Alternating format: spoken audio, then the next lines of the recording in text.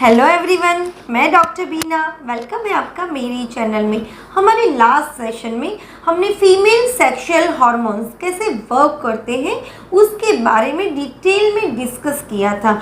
तो आज के सेशन में हम डिस्कस करेंगे अगर ये फीमेल सेक्सुअल हार्मोन्स में इम्बैलेंस हो जाता है तो क्या तकलीफ होती है। वुमेन्स के शरीर में मेनली 3 हार्मोन्स होते हैं, एस्ट्रोजन, प्रोजेस्टेरॉन और टेस्टोस्टेरॉन। और ये सारे hormones through out their life काफ़ी कुछ फ्लक्चुएट होते हैं, बट बहुत ज़्यादा फ्लक्चुएशन इनमें प्यूबर्टी के समय पे, प्रेगनेंसी के समय पे और मेनोपॉज के समय पे होते हैं।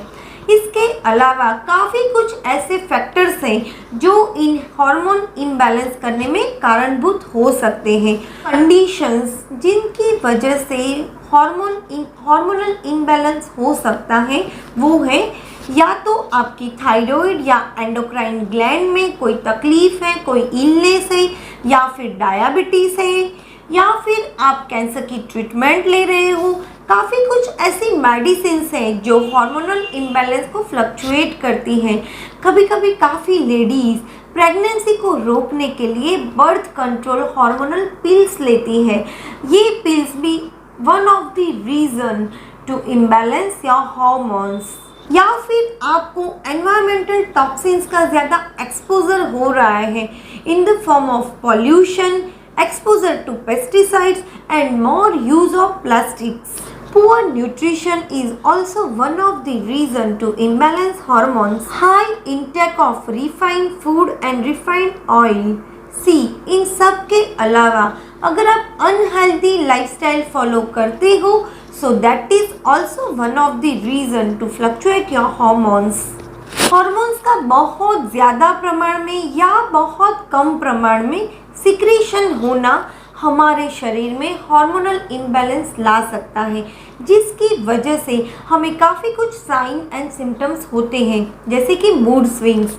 हमारे शरीर में एस्ट्रोजन हार्मोन्स हमारे हैप्पी हार्मोन सेरोटोनिन को मेंटेन रखता है, बट जब ये एस्ट्रोजन हार्मोन्स डिक्रीज हो जाता है तो उसकी वजह से हमारे शरीर में हैप्पी हार्मोन सेरोटोनिन का सिक्रीशन भी फ्लक्चुएट हो जाता है, जिसकी वजह से कभी हम बहुत हैप्पी फील करते हैं और कभी हम बिल्कुल डिप्रेस, एंक्सियस और ग्लूमी फील करते हैं। Another sign is heavy and painful periods. अगर आपके पीरियड्स बहुत भारी हैं और आपको बहुत ज़्यादा पेन हो रहा है, स्पेशली पेट में और लोअर बैक में, तो हो सकता है कि आपकी बच्चेदानी में फाइब्रॉइड हो। फाइब्रॉइड एक नॉन कैंसरस सिस्ट होता है जिसको हम पानी की गांठ के नाम से भी जानते हैं। जनरली एस्ट्रोजन हार्मोन्स का सिक्रीशन कम होने की वजह से फीमेल के यूटेरस में फाइब्रॉइड होते हैं। Next is low libido. जब हमारे शरीर में एस्ट्रोजन, प्रोजेस्टेरॉन और टेस्टोस्टेरॉन हार्मोन्स का सिक्रीशन कम होने लगता है और इन हार्मोन्स के फ्लक्चुएशन की वजह से फीमेल को इंसोमेनिया, लैक ऑफ एनर्जी और फटीग फील होता है। Next is unexplained weight gain. अगर आपके शरीर में थायराइड और एंडोक्राइन ग्लैंड अच्छे से काम नहीं कर रही हैं तो इसका डायरेक्ट इम्पैक्ट आपके मेटाबॉलिज्म पे होता है। इसकी वजह से आप बहुत कम मात्रा में खाते हो, फिर भी आपका वज़न कॉन्स्टेंटली बढ़ता रहता है और इसको लूज़ करने में भी काफ़ी तकलीफ होती है। Skin and hair problems. Due to lower secretion of estrogen and higher secretion of testosterone, आपकी स्किन बहुत ज़्यादा ड्राई, रफ, थिक और एक्ने प्रोन हो जाती है। इसके साथ आपके बाल भी पतले होने लगते हैं। ये हमारे शरीर के थायराइड हार्मोन्स इम्बैलेंस का भी एक साइन हो सकता है, क्योंकि जब हम बहुत अच्छे से खाना खाते हैं, सब न्यूट्रिशंस लेते हैं, फिर भी हमें स्किन या हेयर इश्यूज फेस करने पड़ते हैं, तो हो सकता है कि हमारा मेटाबॉलिज्म पुअर हो, जो थायराइड हार्मोन के इम्बैलेंस से हो सकता है।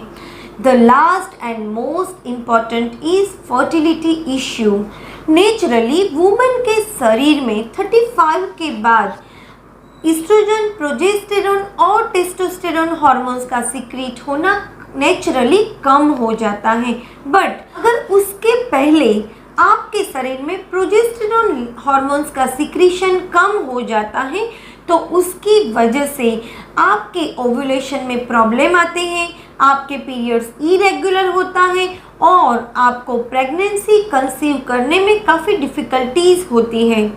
तो इस प्रकार एस्ट्रोजन, प्रोजेस्टेरोन और टेस्टोस्टेरोन हार्मोन्स के साथ साथ थायराइड हार्मोन्स का भी एक फीमेल की लाइफ में बहुत इम्पोर्टेंट रोल होता है।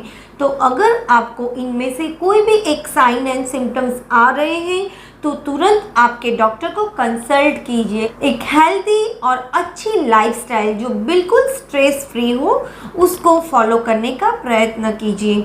सो अगर आपको आज का मेरा ये सेशन हेल्पफुल और इन्फॉर्मेटिव लगा हो तो इसको लाइक और शेयर ज़रूर कीजिए और हेल्थ टिप्स में अपडेट रहने के लिए मेरे चैनल को सब्सक्राइब कीजिए। Thank you.